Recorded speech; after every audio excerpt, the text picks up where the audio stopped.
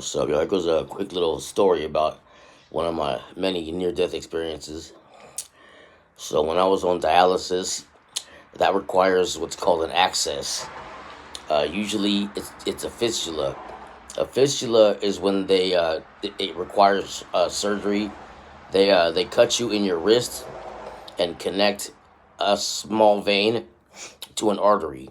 That artery is pretty major because if you ever hear somebody that try to commit suicide by cutting their wrist, they cut that artery. So a fistula is when they connect a vein to that artery, and they make you do exercises with your hands, and the vein will grow. So I had like 4 fistula failures, and I wore a catheter on my neck because if you don't dialyze, you'll die. That's why it's stage 5 kidney failure. So I couldn't find a good access. All my veins are shot, and so I had what's called bio vein surgery. They they cut me from my elbow in my armpit, and I was having so much trouble finding access. They put a COW jugular vein and artery in my arm. It was ugly as a motherfucker. It was fat. It made my arm look hella buff. The other one wasn't.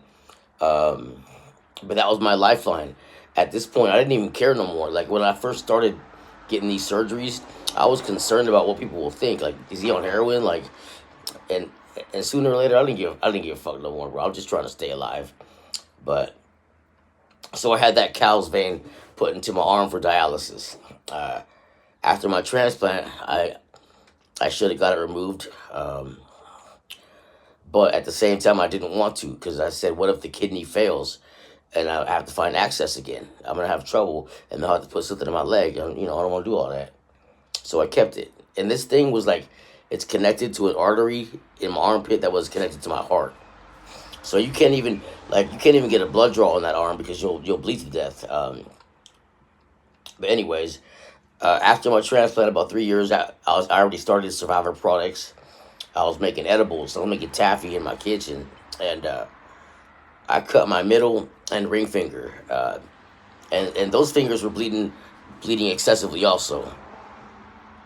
So I put so much pressure on the cuts that I actually grew a blood blister on the vein. It was a fat, nasty black blister. I ain't gonna lie to nobody. I was also drinking that night, so I didn't want to go to the hospital. And a lot of my friends said, "Bro, you go to the hospital and get that checked out," but I didn't.